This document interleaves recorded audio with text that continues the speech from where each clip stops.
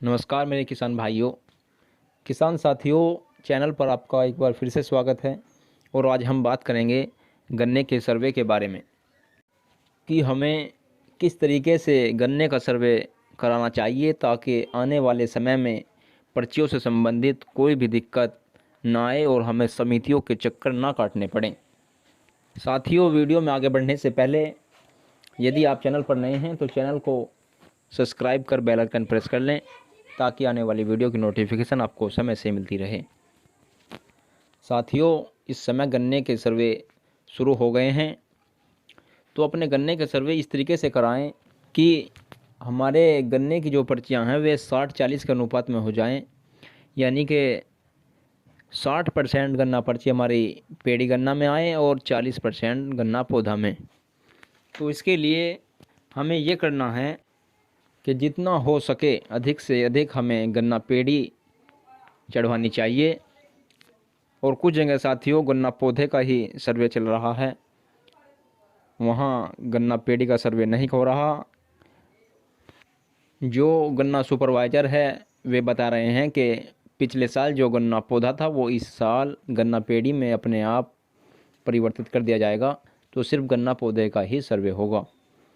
तो ऐसे किसान भाई अपना गन्ना पौधा चढ़वाएं और उसमें ओटम गन्ना पौधा यानी कि जिसे हम असोजी गन्ना कहते हैं उसको चढ़वाएं ओटम में। इससे ये फ़ायदा होगा कि जब गन्ना पर्चियाँ लगेंगी वे पेड़ी गन्ने में ही मानी जाएंगी, यानी कि ओटम गन्ना जो होता है उसे मील गन्ना पेड़ी में ही मान के चलता है, जिसकी पर्चियाँ हमें जल्दी प्राप्त होती हैं।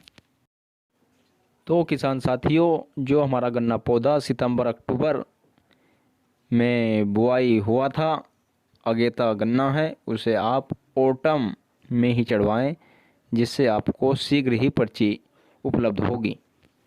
साथियों, जो भी आपके गन्ने का सर्वे करने आएगा उससे गन्ना सर्वे की जो पर्ची देते हैं उसको निकलवा करके अपने पास रखें, क्योंकि साथियों बहुत सी बार ऐसा होता है कि सर्वे तो करके ले जाते हैं लेकिन वो रिकॉर्ड में नहीं चढ़ पाता।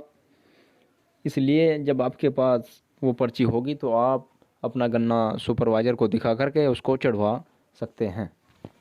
साथियों, खास ध्यान यही रखना है, अगर गन्ना पौधा और पेड़ी दोनों का सर्वे हो रहा है तो आप गन्ना पेड़ी अधिक चढ़वाएं।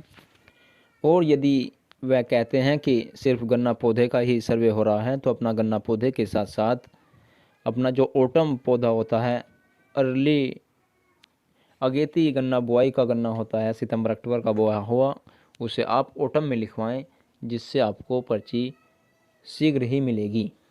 साथियों, गन्ना पर्ची बढ़ाने के लिए ये पहला कदम है।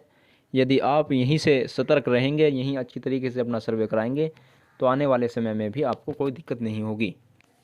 क्योंकि साथियों कई बार देखने में आया है कि जब मील चलता है और चलने के लगभग 1-2 महीना बाद या जनवरी के आसपास जाकर अपने आप पर्चियाँ बढ़ा देता है, तो यह उन्हीं किसानों की बढ़ती है जिनका कैन एरिया यानी कि गन्ने का रकबा पूरा चढ़ा हुआ होता है।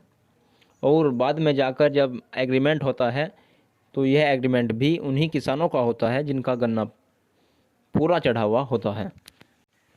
तो किसान साथियों, आप गन्ना सर्वे कराते समय इस चीज़ का ध्यान रखें कि गन्ने का सर्वे 60-40 के रेशो में ही हो, यानी आपके पास यदि 10 बीघे गन्ना है तो उसमें 6 बीघे पेड़ी और 4 बीघे पौधा होना चाहिए।